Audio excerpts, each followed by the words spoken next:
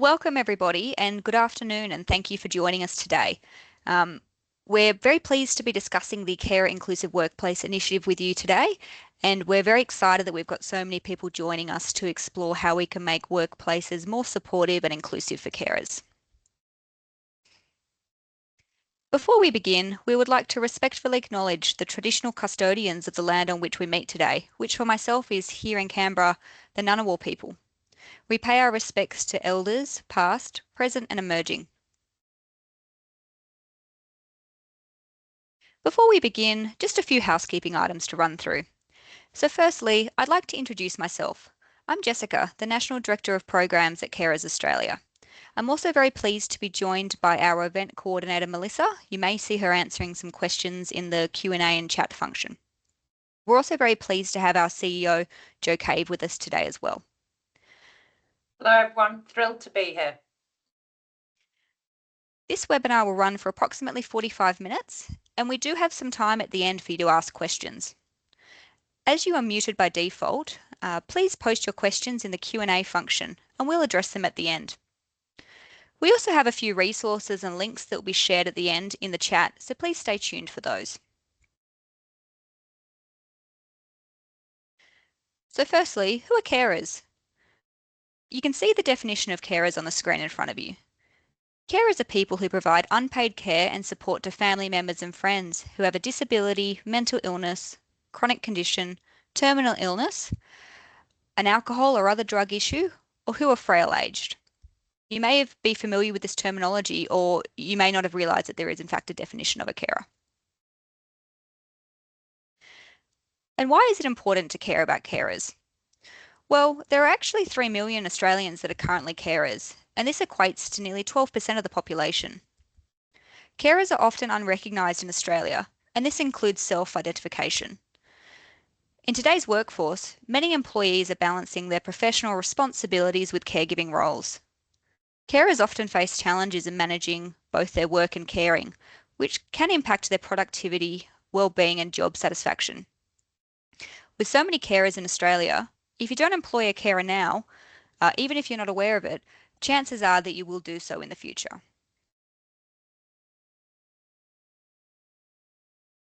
There is a significant business rationale for caring about carers. Aside from the large proportion of the population, creating a carer-inclusive workplace isn't just about providing support, it also brings tangible benefits to many businesses. You can see some of the benefits listed on the screen now. We know that in many workplaces, both big and small, the impact of losing even one experienced employee can be really significant. Recruitment costs, training time, and lost knowledge can place real pressure on operations. We know that many employees who are carers are quietly balancing work and caring responsibilities. Without support, they may need to reduce hours, take unplanned leave, or leave the workforce, all of which again have typically a negative impact on the organisation that they work for.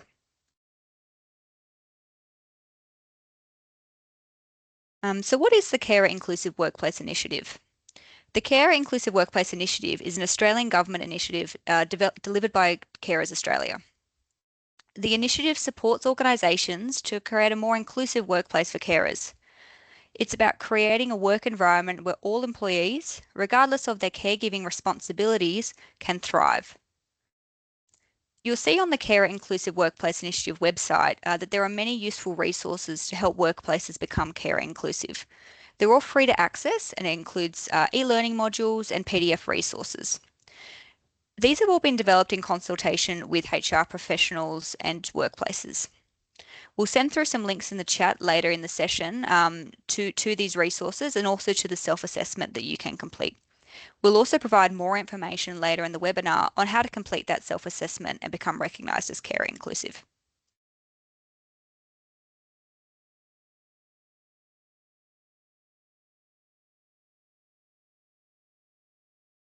There are many ways for a workplace to become carer inclusive, and really what each workplace needs to do will vary depending on your workplace and the type of work that you do.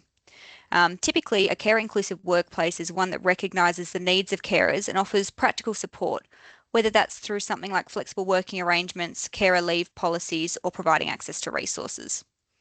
In a few minutes, we will provide some more detail on care inclusive practices that other workplaces have implemented to help you start thinking about what might be doable for your organisation.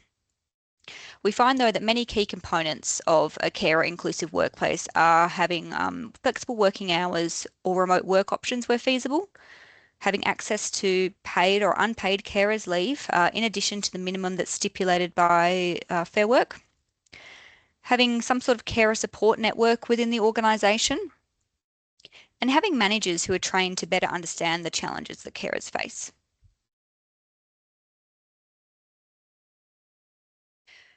You will see on the screen now some of the logos of workplaces that are currently recognised as being carer inclusive. We have over 200 organisations all across Australia that are committed to carer inclusivity. And you'll see that they range from large corporations through to government departments and some very small businesses as well. So really there is many ways and options for workplaces to become carer inclusive. It's not a one size fits all solution for every business. CIWI Champions are organisations that have demonstrated strong commitment through the CIWI self-assessment tool and are taking practical steps to ensure the carers within their workplace can thrive. They understand that supporting carers contributes to improved engagement, wellbeing, and retention. Uh, I'll hit. I'll move to the next slide, and a video will start playing where you can actually hear from some of our CIWI champions on the benefits of becoming carer inclusive and how it has worked within their workplace.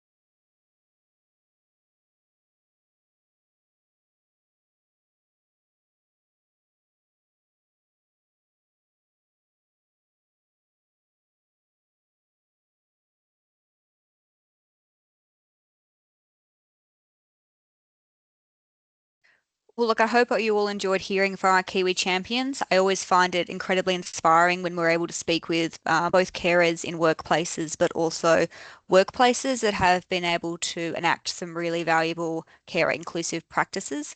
So I do hope you enjoyed that video. We have just popped a link to it in the chat on YouTube if anyone was having any sort of audio or video issues.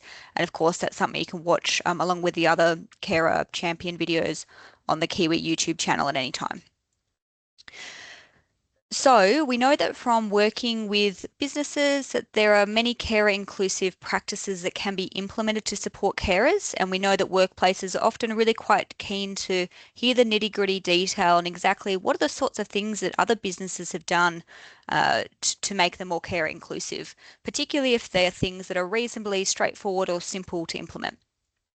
So the next two slides, I'll give you a run through of some of what we've learned from other businesses, and you may find that some of those practices you're actually already doing, or that they would be quite feasible to implement on your end as well. So one practice that's I think really quite powerful is having senior leaders model care inclusive behaviours, including things like openly acknowledging when they are attending to caring responsibilities themselves, or if they're accessing carers leave or adjusting their work arrangements to meet caring demands. This can really be as simple as, explaining to team members when you're ducking out of a meeting to answer a phone call, perhaps from an aged care provider, that you're just quickly taking a phone call about caring duties, for example. So it doesn't need to be overly personal or detailed to still get the point across that it's a care inclusive workplace from top to bottom. Another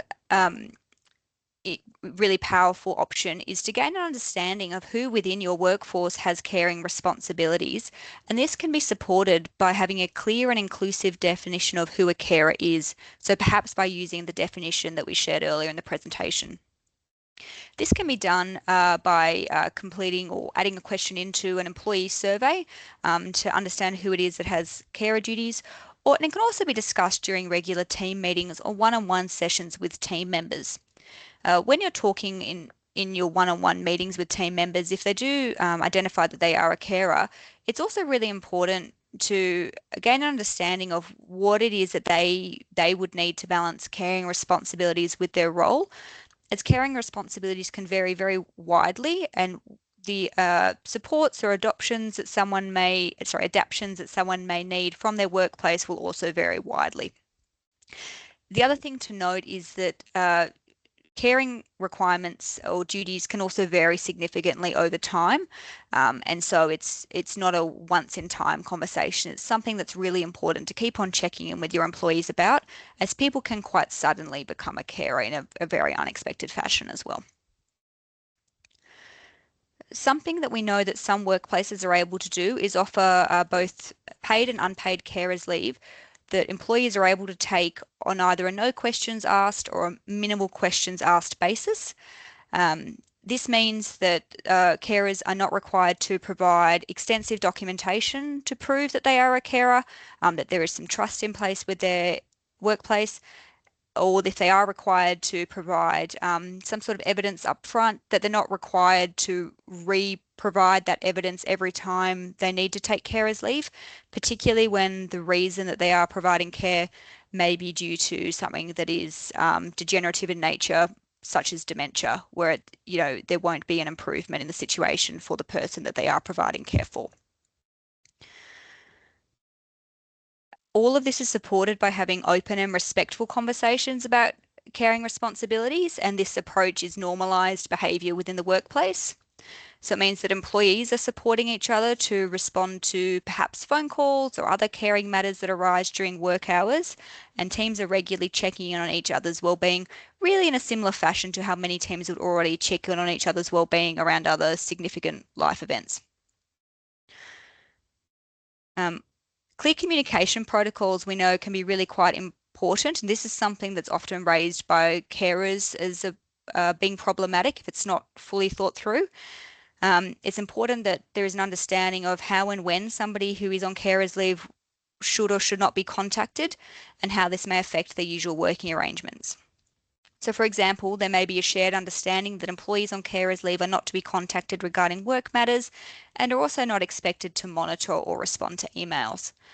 We've also heard of other situations where carers may be quite comfortable that they are able to monitor their email, but they shouldn't be contacted about urgent matters because they may not be able to either see that email in the time required or respond urgently as well. So it really is about having those conversations with the carers in your workplace and having agreement there.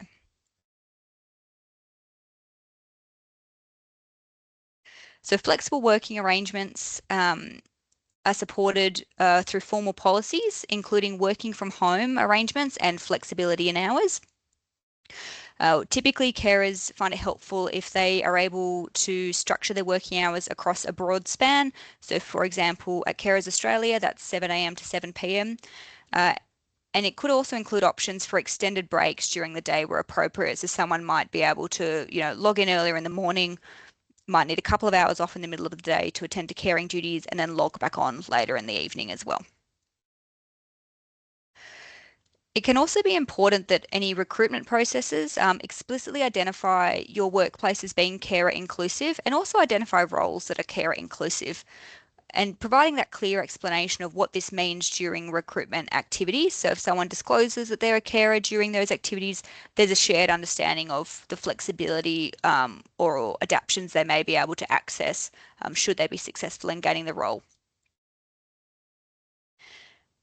Another really important part of a carer inclusive workplace is having team members that are cross-skilled to ensure that multiple staff members can perform key duties. This really is a practice that is really valuable in any workplace for many reasons, not just caring responsibilities. We all know the difficulty of someone unexpectedly taking long-term leave or leaving an organisation. So this is generally a good risk mitigation, but it really does help workplaces become carer inclusive. As it means that when someone is unavailable, someone else has access to information or the ability to step in and perform the role. And having a cross-skilled workforce can really be supported by using software systems that give visibility of work in progress and enable that continuity when staff are unexpectedly away. So this could be things like CRMs, project management software, and document management systems like SharePoint. And again, many of these things you already have in your workplace, but you can consider now that it through the lens of it also enables you to be carer inclusive. And the final component that is quite important is when completing workforce planning, building in an assumption that staff may require additional leave to attend to caring responsibilities. And this can be factored into budgets, team design, and FTE calculations or FTE and headcount calculations. The other component is having the ability to engage temporary staff when required to cover any extended absences and having a streamlined onboarding process to ensure rapid and effective integration into the team. So as you can see from those examples that I've run through, some of them are things that you could probably start thinking about implementing today if you're not already doing so, such as modelling care inclusive practices, or starting to talk to your team about if any of them are carers or even know what a carer is, as we know that many carers actually don't self-identify. So it could be through those conversations that they realise that is a label that applies to them. And some of them might be a little bit more tricky or longer term to implement, but for things such as having cross-skilled team members, as I said, it's really good risk reduction for many reasons. So it's something to think about. So in terms of how to become carer inclusive, the great news is it is actually from an assessment standpoint really quite quick and easy. So the first step would be to head to the Carer Inclusive Workplace Initiative website where you can find all of those e-learning and resources and actually register to create an account, and that will allow you to complete a self-assessment. The self-assessment is very short, it's all online, it can be completed in under 10 to 15 minutes. If you don't achieve a passing mark on the first go, that's perfectly okay. You can go back and watch some e-learning, have a look at the resources, maybe look at some of your internal policies and practices and have another go in the future. There's no limit on how many times you can go through the self-assessment. And if you do achieve a passing mark, you will be emailed a toolkit, which has things like the Carer Inclusive Workplace logo that you can include in your recruitment pack or on the page on your website that has job vacancies listed so carers can identify that you're a carer inclusive workplace. It also has some other useful tools and resources as well.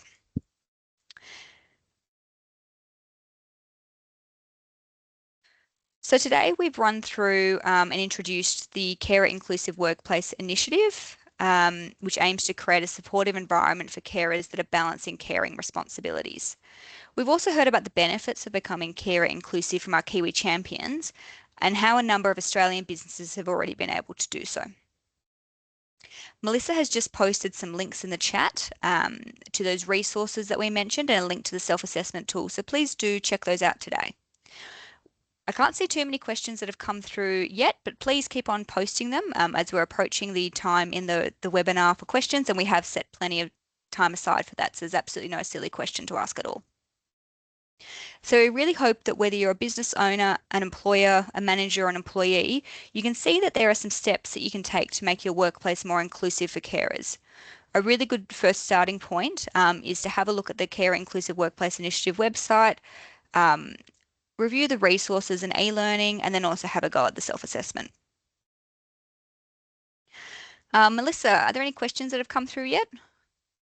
Yes, there is a few. The first Wonderful. question, yes, the first question is what percentage of carers are women?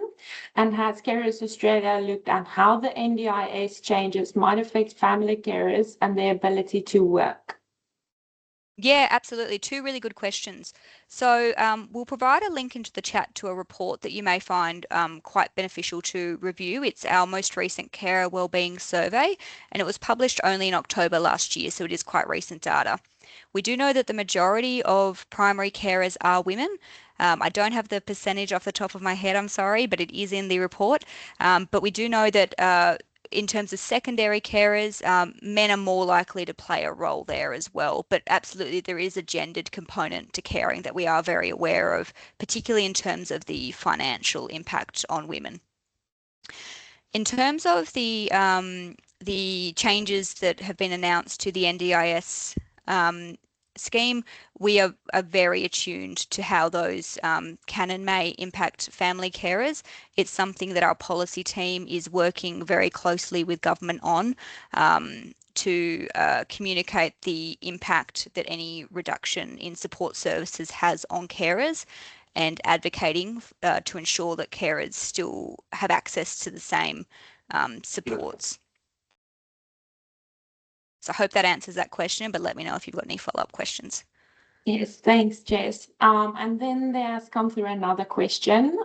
Will this initiative help carers find jobs with workplaces that support carers? This is a big challenge for many carers. Yeah, absolutely. This is another really great question. So, this initiative is aimed more towards employers rather than carers, but you will see that there are 4 e-learning modules for carers on the website.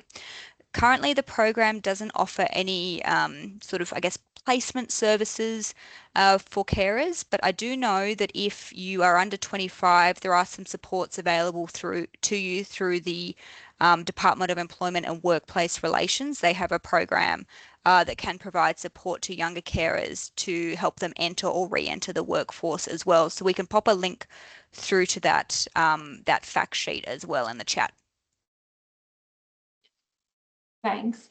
And then there's another one. Do training providers need to adopt these initiatives to better support trainees, especially those studying full-time? Yeah, this is a really great question, actually, and certainly something we can consider in the future. Currently, the scope of the initiative is limited to workplaces. So if it's a trainee within a workplace, certainly it would be wonderful if trainees as well as employees could benefit from the flexibility. But if it's a trainee within a registered training organisation or a university or those sort of things, while these supports and resources may not typically be applicable, I do know that many universities and some schools actually have dedicated carer supports themselves. So depending on where you're studying, if I've understood the question correctly, it's worth speaking to student services, identifying that you're a carer and talking about what sort of supports they have available or what sort of accommodations are available, as many universities actually do offer a lot. But if it's training in the workplace, then it would be wonderful if you shared information on the initiative with the workplace that you're in. Perfect. And then there is two more. Are part-time and job share roles at all levels being considered as part-time? As part of this initiative? Yeah, absolutely. So we do actually have some resources on our website that talk about or cover part-term and job sharing type arrangements. That is absolutely another way to support carers in the workforce, and whether it's looking at changes in number of hours temporarily or permanently as well. Yeah. And then does a carer inclusive workplace support carers taking time off for counseling or coaching appointments? Yeah, so typically a carer inclusive workplace would accommodate carers attending to their own medical needs, which is what I'm assuming this is referring to, as well as the medical needs of the person that they require care for. Obviously, as a carer, you have to look after yourself. You're a human being just like everyone else, and will have your own medical needs. And the demands of caring are actually extremely significant, and so it's important that you look after yourself and keep on top of your own health as well. So we would encourage workplaces who are aiming to be carer inclusive to consider that you need access to your own personal sick leave as well as leave to care for somebody else. Yeah. Thanks. And then the last question is, will the slides be shared after this session? So the slides won't be shared, but we will be emailing you out next week a link to the recording, and this session will be available on our Carer Inclusive Workplace Initiative YouTube channel as well. So you will be able to reference the recording and see the slides in it. I do encourage, if you have any questions after this session, to please reach out via the contact us form on the Care Inclusive Workplace Initiative website. We would love to talk to you further about any other information you might need to become care inclusive, any other support that we can offer, or if you just wanted to have a general talk about what other businesses have done, we'd love to have that conversation with you as well. And I think that is it for now. If anyone wants to ask any other questions, feel free to pop it in the Q&A section. Yep, we'll just give it a minute in case any other questions come through. But thank you so much for the questions that were sent through. They were really interesting. And I know that if one person thinks of a question, typically the answer will be helpful for many others as well. So thanks for everyone that sent them through.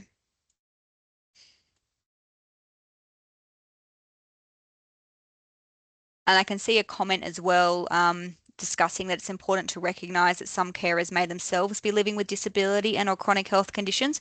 This is absolutely true as well. So we will pop two more links through in the chat when we end this session. One will be the 2025 Carer Wellbeing Survey, which has data that shows that carers are more likely to be living with a disability themselves than the general population. So you're absolutely right that you'll be juggling your own health needs with your caring responsibilities. And we'll also pop a link through to that resource that has a little bit of information on some supports available through the Department of Employment and Workplace Relations for younger carers as well.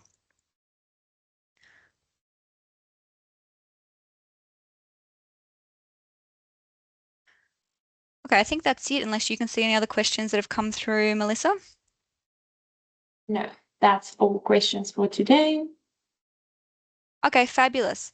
Well, look, thank you so much, everyone that took time out of your probably very busy lives to attend today to hear more about how to become a carer inclusive workplace rather. You'll see some contact information on the screen, but we really do encourage you to head to the website, pop through a contact us request if you do want to have a chat. Think about completing the self-assessment and have a look at some of the free resources that are available.